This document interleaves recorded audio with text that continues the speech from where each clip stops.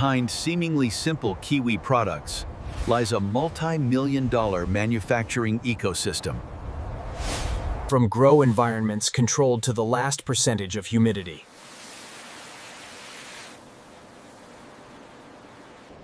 Each kiwi is born from data, algorithms, and discipline, long before it enters the factory. Only fruits that meet strict standards of size, ripeness, and structure are selected to enter the million-dollar production line. From greenhouse to factory, every movement is temperature-controlled and traceable. Inside, three product worlds coexist: kiwi juice, kiwi pudding, kiwi ice cream, and premium ready-to-eat peeled kiwi. Every batch of kiwi is recorded, weighed, and tagged, turning fresh fruit into controllable data streams. Wash, sort, standardize. Before becoming juice, pudding, or ice cream, kiwi must pass the very first selection gate. The first branch, kiwi is crushed, filtered, heat-treated, and sealed into crystal-clear juice bottles. The second branch, kiwi merges with milk, sugar, and stabilizers, transforming into a smooth dessert pudding, engineered for a premium mouthfeel. The third branch, from fresh kiwi to frozen structure, balancing sugar, fat, and air. The fourth branch, kiwi peeled and cut with millimeter precision, ready to eat yet fully compliant with industrial hygiene. Every product must pass through the lab, where quality is measured in numbers, not feelings. From a single fruit, 4 premium product lines are engineered and exported worldwide. But from this single kiwi to those flawless products on the shelf, how many hidden steps? How many layers? Before the factory, every journey starts in the field, where each kiwi is raised under industrial standards. Each kiwi is cut, supported, and placed into the crate to minimize bruising. Even out in the field, Harvest unfolds like an outdoor production line. Teams and zones synchronize to meet transport windows to the factory. Brix indicates soluble sugar content, the core parameter to decide whether kiwi goes into juice, pudding, or ice cream. Right at the farm, each pallet of kiwi is given a traceable identity. So once it reaches the factory, every fruit has a documented history. From this moment, kiwi enters a continuous cold chain to preserve structure and flavor all the way to the production line. The distance from field to factory is engineered so kiwi remains in the safe temperature window, with no dead gaps in the cold chain. From the gate onward, the kiwi raw material stream is treated like a data. From this point on, kiwi leaves the agricultural space and enters a fully industrial environment, ready for... Each pallet of kiwi is validated by weight, time, and origin before it becomes official factory raw material. Beyond technical numbers, sensory checks remain a critical filter. Color, aroma, and skin condition indicate how well the batch meets standards. In staging storage, kiwi rests only for a strictly limited window to prevent quality drift before reaching the lines. From pallets, kiwi is released into a continuous flow, the prerequisite for fully automated handling. Flume washing removes leaves and coarse soil, preparing kiwi for fine washing and sanitation steps downstream. The rotating drum and high-pressure sprays target stubborn contamination, but drum speed and pressure are tuned to avoid damaging kiwi's soft flesh.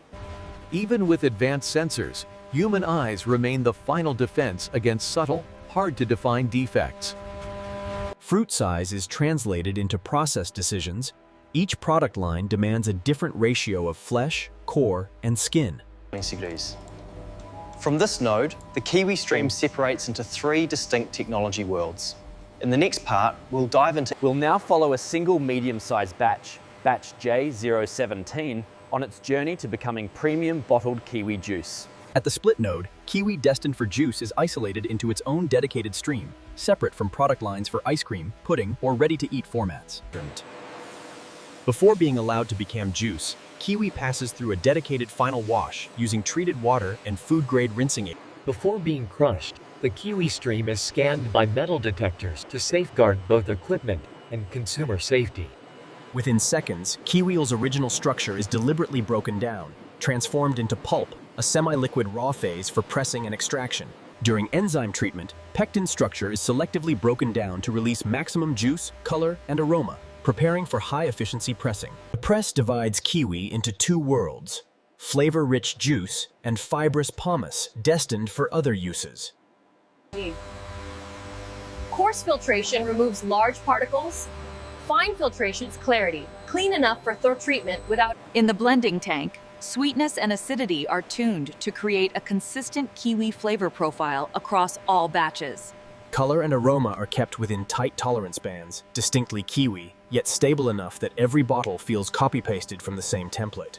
Once the flavor profile is finalized, kiwi juice enters thermal processing, where microbiological safety is engineered through time and temperature. Inside the plate heat exchanger, kiwi juice is rapidly heated under tight control, hot enough to kill microbes, short enough to preserve color and aroma. Centers.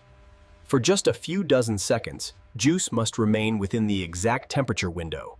If it drifts, the system automatically...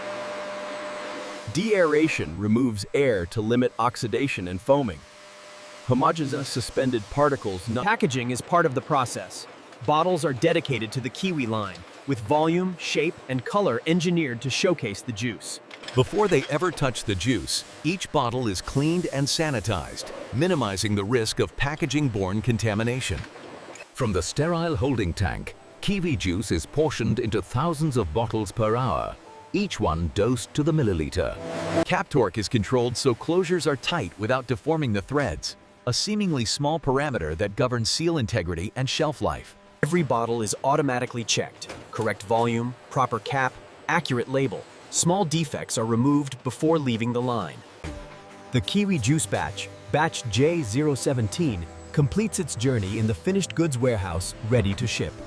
Larger kiwis with thick, intact flesh are routed to pudding and ice cream, where texture is meant not just to drink, but to be eaten by spoon.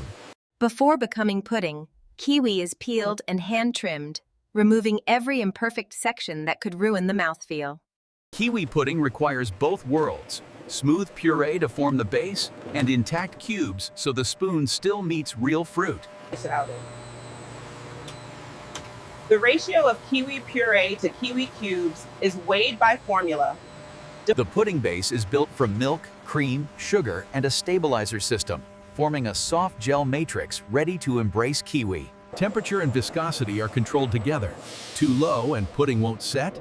Too high and proteins scorch, destroying smoothness. Kiwi puree is added while the base is hot, hot enough to disperse flavor and color, yet mild enough to keep the fruit's bright acidity alive.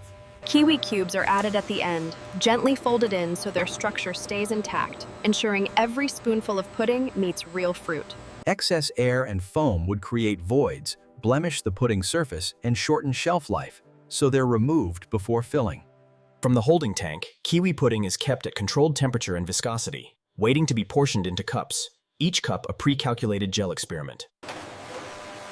The pudding cup is the final stage, the stage where kiwi pudding performs, fed in like empty molds. Volumetric fillers dose pudding into each cup, balancing smooth gel and fruit pieces so that every spoonful can find real kiwi. In premium segments, pudding is more than gel. It carries a kiwi topping layer that deepens flavor and creates vision.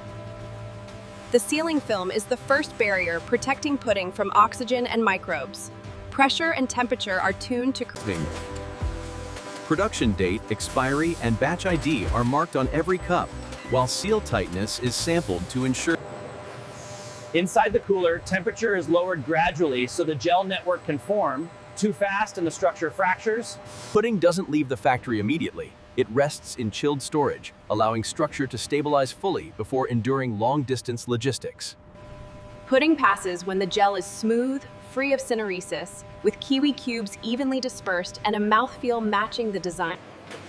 From single cups to full pallets, kiwi pudding completes its in-factory life cycle, ready to share cold room. Juice is in bottles, pudding is in cups.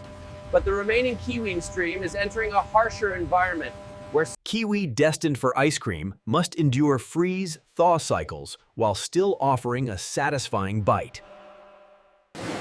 Kiwi for ice cream must be stripped of weak spots, areas that can turn into ice pockets once frozen. Before meeting kiwi, ice cream is built on a base mix, carefully balanced fat, sugar, and solids defining smoothness and melting behavior.